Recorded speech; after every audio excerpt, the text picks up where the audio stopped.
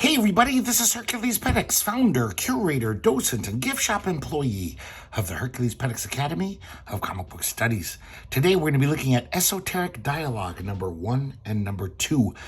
A comic book published in 2011, and very odd. I can't even remember where I got these. I was looking through my shelves, and I was like, I don't even remember reading these.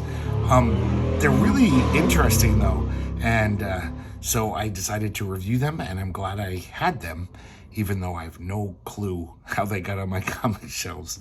Maybe the comic book elves put them there for me to find. So let's start. We have number 1 here, and I'm pretty sure these are the only 2 issues that were ever published of this title. Really like this guy's art in the first issue.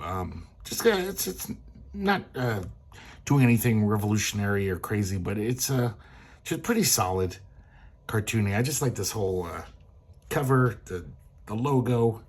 It just definitely looks inviting to me. The kind of comic I want to read. We have a little introduction. Who are the architects of society? And so we realize that we're going to be talking about conspiracies and crazy, a lot of stuff that conspiracy nuts talk about, even though some of them are true. Things like the military-industrial complex and the international banks. So the writer of this comic is Scott Bufis, who I don't know who that is. I don't think I've ever seen him before. And the illustrator is Matthew Salazar. Also, don't think I ever saw him before. But as you can see, Salazar is he's pretty good. So we start off with this crazy guy, kind of like a Alex Jones. Maybe at the time Alex Jones was even a thing. Rush Limbaugh, maybe, talking about the Illuminati. He's ranting like a madman, talking about the Skull and Bone Society, the Freemasons, all the stuff. And I like the way he draws a very funny looking chubby man here, basically saying there's no Republicans, Democrats. That's what they want you to believe. It's really just these power mongers like the Illuminati and the New World Order. They really control everything, and they give us the illusion that we have a choice. You know, you've heard that before, all that stuff before. The name of his radio show is Esoteric Dialogue. We see that these 4 people around a campfire in the woods are listening to the radio show, and they're just laughing at him. We see a guy approach them. He's got something in a box. The radio announcer actually says, if you're laughing at what I'm saying right now, you're blind to the truth. And they just keep laughing. So now we see the 4 guys around the campfire. And this is the part that's just very interesting to me. So basically, this almost reminds me of the guys in Salo, 120 Days of Sodom, that Pasolini movie. Like, they represent all of the 4 of the 5 corners of world control. But they're like goofy kid versions of them. So the reptilian aliens, who I guess, according to Bufis, control the media. And but we see that it's just a teenage girl with a mask on. We see this guy who's, I guess, kind of Illuminati. He kind of looks like Adam Weishaupt, you know, Freemasonry, all that kind of stuff. But it's a kid with a goofy powdered wig. We see the guy who represents international banking. And I think he's a kid too, even though he looks a little older. And then we see the military-industrial complex, who kind of just looks like a stoner kid dressing up. He's even got a t-shirt on with a skull under his military jacket and ripped jeans. So it's like, what's going on here? Are these the power brokers of the world? Or they're just playing dress up? So they see that the guy's approaching them and they say, "Hold, prowler, you have entered the sacred gathering. By what temple's authority do you come here?" And he says, "Syrinx." I don't know what that means. The guy's kind of dressed like a bishop or something, like a Catholic priest, higher up. And he brings them an LP of Rush 2112. And Adam Weishaupt guy says, momentous token to siege the night's sway. So I guess, and they do some secret Masonic handshake. So now that they're all there, the 5 basically pillars of world domination, Adam Weishaupt says the circle is now complete, and we can continue. And then we realize, yeah, they do seem like just a bunch of dumb kids. I'll just call him Adam. Adam says, to commemorate this gathering, I will burn my sister's beloved dolly. She will cry when she finds out what happens. Let us consume these negative spirits, knowing that my sister will cry. The lizard girl falls off her stump, I guess because from the smoke, the nasty plastic fumes.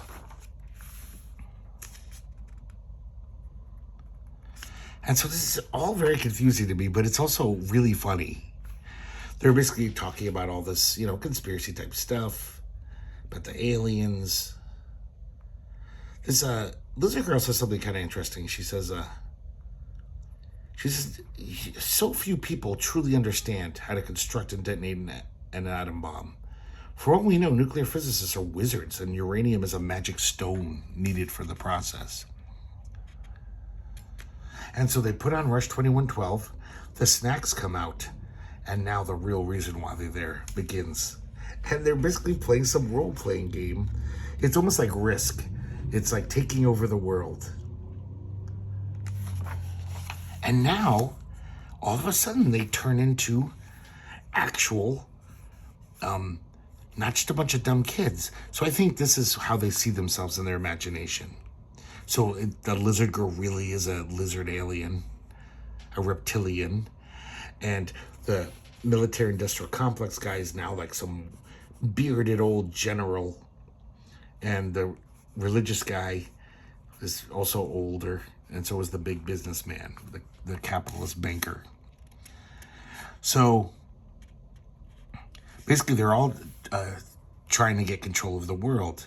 It almost implies that by this game, they're actually making these moves. So the roll of the dice could make the difference between you being the ruler of the world and losing all your power. And so the banking guy, he talks about how, the old alchemists try to transmute base metals into gold. In other words, something of little value into something of great value. And then he proceeds to tell us the whole history of currency and how when President Nixon took us off the gold standard, they succeeded. These big banker, whatever, these shadowy secret bankers, they actually, a centuries-long project was completed where they turned something of no value, a bunch of paper. There's no gold backing it anymore. So, but now it's just as much as that gold would have been. It's worth just as much.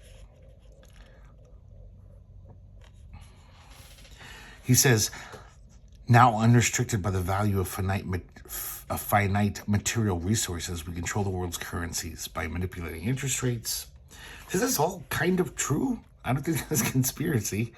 It is kind of amazing the way currency works, how we all just accept that this this piece of paper worth 0.001 cent is worth $1,000, even though there's nothing backing it. Here's some of these faces. There's some nice kind of proto-underground cartooning. So it seems like Bufis really gets into like creating the rules of this game. Here's a card, a scenario card. Every turn, they have to take a scenario card, and you have to roll for it. So either you'll roll high, and you'll totally come out smelling like roses. If you roll low, you lose everything. So here's an example. The financial institutions are in dire straits. People losing their homes, unemployment. The good roll, the good scenario is the government's bailing you out, and future generations are forced to pay the debt. All the bank CEOs receive personal bonuses, which we've seen time and time again. That actually usually happens. The other scenario is the worst one. Is the people destroy all the money, and everyone learns how to grow their own food. So that would be a nightmare scenario for these capitalist banker types. So he does a high roll, and the people have to foot the bill once again. So he's still on top.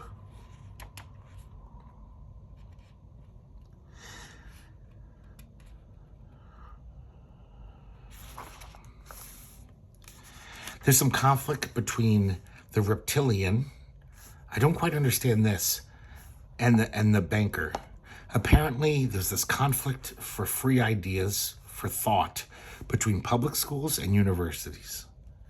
And I don't quite understand. It seems like a lot of people go to public school, then they go to university. I mean, you have to go to public school before you go to university. I guess you could go to private school. And now we get another scenario.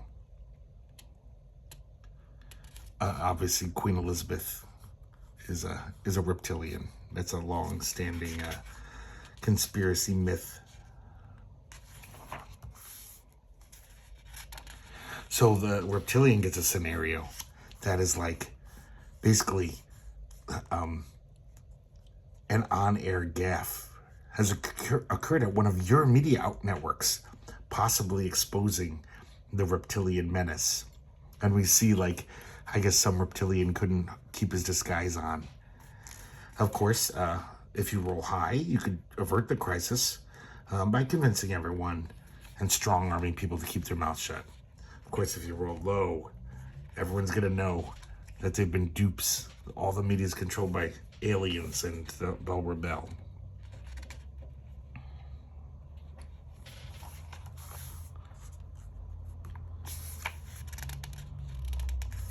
So, apparently, he rolls low. And this is a big loss. And now this is interesting. Now we see it almost like a totally different comic strip, cover-up in cold blood.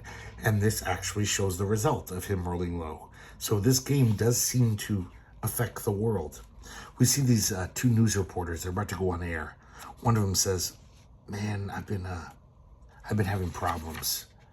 I've been having bad issues with my skin."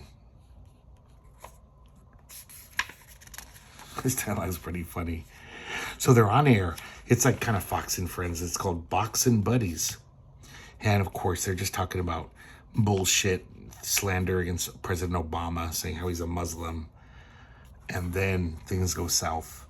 That guy, Larry, the one who was having skin problems, he starts turning. He can't control his human guise.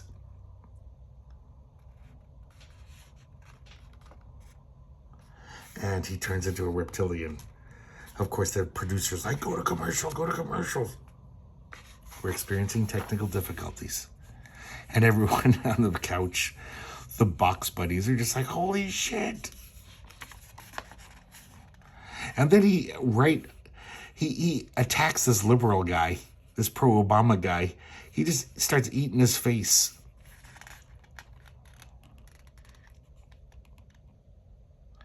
And so it looks like the reptilians have lost a huge sector of their power base. The religious guy says, let me show you true mass manipulation. Use people's fear against them. And he basically gives us a little lesson how, they've made all of these temples, icons, statues, theologies, traditions, councils, orders, sects, denominations, and all to confuse and inspire the distrust of others. If people actually knew the truth, they'd go crazy. Only the clergy can, be the middleman to make it palatable. Now, this is interesting, which, I guess we've all thought before. But it seems, if you read the New Testament, it does seem like Jesus, a lot of the times, he's basically criticizing the temple and its hierarchy. He's saying they're corrupt. Like, basically, we don't need them. Just talk to God, pray. You don't need these rich turds as intermediaries between you and God. You can just talk to God and pray to him. And he'll listen to your prayers. And so that's why these, the guys behind the curtain, if you will, they told Constantine to make a new religion. Basically what became, Eastern Orthodox and the Catholic Church. The Crusades were even an attempt to show that, there's some differences between Christians, Muslims, and Jews. See how they're fighting each other? It was all an act. But of course, he brings up the point that how ironic it is that these Christians who love Jesus Christ, he was pretty much saying, like, no, you don't need these bishops and priests and pastors, and you don't need, or definitely the Pope. You don't need any of that shit. So now we have the religious guy gets his scenario card, and basically it's 2012. The Mayan calendar stops, and basically Armageddon starts, which is great. I'm sorry. More importantly, it says with holographic. Sorry, I meant to say more specifically. With holographic technology, you convince the whole world that they're under alien attack. The fear leads them any way you would like them to go. So that's exactly what they would like. And then this one's, I don't know if this is some long-standing conspiracy, but Earth soars through the cosmic mystery known as the Dark Rift. The consciousness of the people shift, and many collectively live outside of your new world order. So that's exactly what he wouldn't want, where people are just like, this is all bullshit. I like how this guy is, you can tell he's, kind of a beginner, this artist. But he does a good job. He's definitely doing the work. Because you know how hard it is to draw fingers and hands, and you can see, like, okay, you can almost sense the strain there. I can almost see that he probably erased this 3 times. I know this sounds crazy. I don't know what he did. But I can almost see it. Like, okay, you succeeded. These are good fingers, part of a hand. But you can see the work. It's not effortless. So the religious guy rolls the dice. And then the military industrial guy. Oh, by the way, guys, if you know, all of a sudden, they're back to being kids again. The kind of goofy role-playing versions of these power mongers.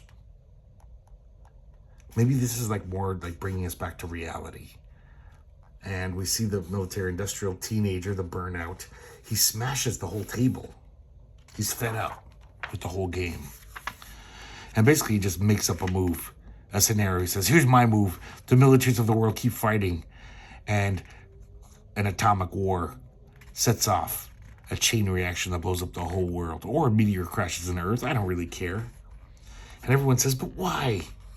And he says, this game's taking too long. It's super lame. You guys are a bunch of nerds.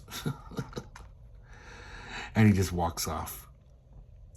But the 4 of them say, we have a defector in our midst. And they all start beating the shit out of him. And that's the end of the story. And I don't know if he was planning to come back to these guys, but they're not in the second issue. But I just thought this was kind of fascinating, this comic. It was so much fun. Just the idea of like the 5, controllers of the whole world. They're just a bunch of dumb teenagers. But it does seem like they really do have this power. This is how much Bufis thought about it. He actually has rules for this New World Conquest board game that they're playing. Talking about the scenario cards, everything. I like this parchment style paper that Salazar draws. And there's even a map. This is like the Risk board, just like Risk. Here's the realm of banking, religion, the education, media, politics. I really love this fake ad. This is an homage to They Live, the great John Carpenter movie from the late 80s. It's called They Die, the video game. It's from Saga video games. And we sleep, they live. We wake up, they die. And it's obviously like Rowdy Roddy Piper. And they even have screenshots. This actually looks like it could be a great game. And here's the back cover, which it doesn't really seem to have anything to do with the comic, but I love it. It's so weird. Flipping the scenario like an EC comic where these giant ants are using a magnifying glass to burn the human town. I don't know who this guy is. Just another bug man, I guess. So next we have Esoteric Dialogue number 2. I love this logo here and this whole graphic design. I don't know why it reminds me of Gilbert Hernandez. Maybe he stole it from him, I don't know. But look at this great wraparound cover. I love this. Just all the stars and just this little spaceship here. Kind of negative space, even though there's all these stars here. Yeah, really sharp cover. The multicolored logo. Really like that. Good work from Salazar. We have another introduction. And I guess now we're in the future. This is going to be a science fiction story. Same creative team, of course. So I gotta say, I don't know what happened between issue 1 and 2, but the art isn't nearly as good in this, I don't think. It looks shabbier. It's not as interesting. Even this logo is kind of crappy. Space Snobs Adventures. So we start off, it says, 2 privileged beings float in a spaceship, neither of them purchased. And I can't remember their names, but he's an Andromedan. And this guy's a Pleiadian? Pleiades? Isn't that a star? A Pleiadian. And this Andromeda guy seems like a big, rich asshole. And he's just pissed off that their spaceship is full of garbage. They haven't cleaned up. Because they're both spoiled brats. They're both like entitled rich guys. So the Pleiadian says, hey, maybe we should buy a biological drone to clean up our filth. So he's like, yeah, but then we'll have to deal with the Reptilians. They deal with all the slave trade, basically. He says, we'll be careful. Apparently the Reptilians are very crafty. So they go to this, I guess it's kind of like a slave market, but they're basically selling these gray aliens. And it's very odd. These gray aliens are almost like lifeless. They look like rag dolls. So the Reptilian says, I'm charging you triple just for being such assholes. And they realize they don't have enough money. I gotta say, this is like so much not as good as that first issue. Some of these faces just look really dumb to me. So the Andromedan says, fuck this, man. Let's do a 5-finger discount. And they grab 2 of the little aliens. It was revealed earlier that if you step on a reptilian's tail, it puts them to sleep. They faint. So that's what they do. And they run for it with their 2 stolen drones.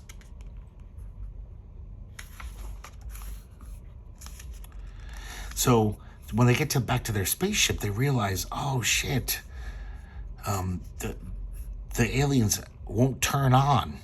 We didn't listen to their instructions about how to, turn them on. I guess they're just lifeless. So the Andromedan says, I know who can answer our queries. We'll go to the Andromeda Council. So they go to Earth's moon. I guess there's a city there called Moon City. And it's all these aliens, including Andromedans, who kind of like watch over Earth. And they make it to the Andromedan Council. And these guys are just all like, we told you never to come back here. And he's like, oh, come on, guys. I just need help turning on these grays. He's like, the last time you were here, you crashed your ship into the side of the meeting hall. They're still working on the building. Where'd you even get these grays? It's a violation of the Andromeda Council Treaty. So I guess the mission of the Andromeda Council is to rid the Earth region of outside influences so the humans can get themselves together. You're obviously a terrible influence, so get the hell out of here. So now they're back where they started. The Andromedan says, I got a better idea. We need to go to the real brains that reside on the moon. And they go into this cafe, and basically there's these internet nerds. And right off the bat, you realize these guys don't like the Andromedan. I mean, he's a total asshole. And he starts by insulting them. And then he asks them for this favor. The nerds inform him that they're working on some project, or at least interested in these internet videos, human excess videos. So I guess aliens like to watch videos of like frat parties, humans puking and doing gravity bongs and getting into drunken brawls. This is like great entertainment for these aliens. And I gotta say, this art here showing these videos is much better. It's more like the first issue, a little more realistically drawn, but it's so much better than the rest of the comic. Like, I think this is just really, it looks like it was drawn on an early computer art program. Just not nearly as good.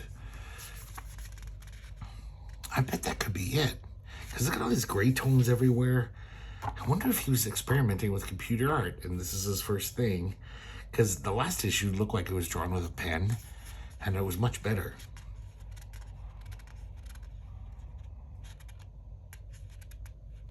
So the nerds say, we'll help you. We built a brain hack for these grays. They hook them up to the computer. They download a soul into each of them. I do kind of like this groovy art here. And the grays wake up. One of them says, you got mail. So he says, okay, come on, guys. You got to start cleaning up my filth. And the aliens say, error, not programmed to serve you. And all the nerds start laughing. And they're like, yeah, fuck you. We tricked you. The grays only listen to us now. Why should we help you anyway? You're a dick. And the drones kick them out of the cafe. Of course, the Andromedan's very mad.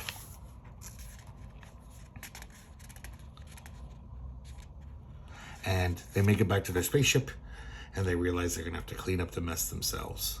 Look at this crazy mess. There's no way you could...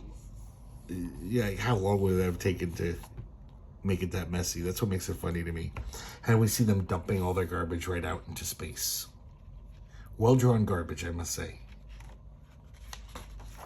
Now we have a second story, A King Among Them. And we see this street person. And the omniscient narrator is saying, you might want to pity him. You may even detest him.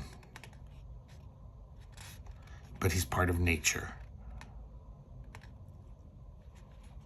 And we see him just bumming around, going to the library, going to the park for a free meal. And one night, he's sitting on the dock. The narrator says, the world hasn't been made for you. Rather, you are the nature that have been made for the world. And nature is almost always unkind. And so he's looking into the water and he sees this horrible vision here. Kind of freaks him out. So he gets up to leave. His foot slips. And he falls into the water. By the way, this one's way better drawn than that first strip, which I suspect this isn't computer. Or maybe he just got really good at the computer art really quick. This is some really nice art. In fact, better than the first issue. I love this gray tone he does as he's swimming underwater, lost in the vastness of liquid. Look at this, I don't know, it almost looks like a painting with a pencil or something. I don't know how he did it. So he's just floating underwater, and all of a sudden he kind of comes up to this permeable barrier, and he goes through it. Really nice. I like this page a lot, the way he draws that. And he finds himself in this crazy fantasy land, a very cartoony, zany fantasy land. I kind of like the way he draws all this crazy flora. And of course, he's just like, what the fuck's going on?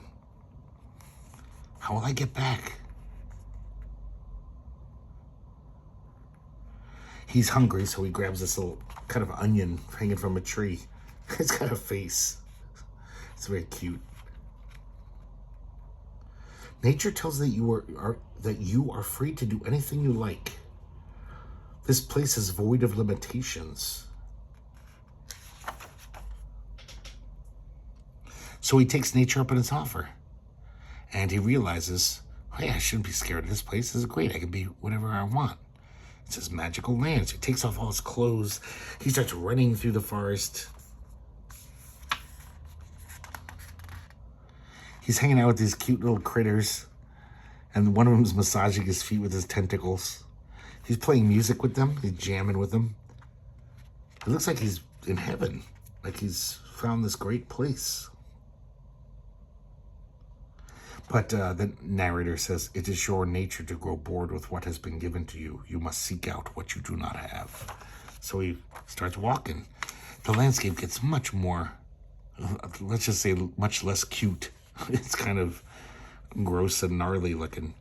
He sees a corpse rotting in a pool of water.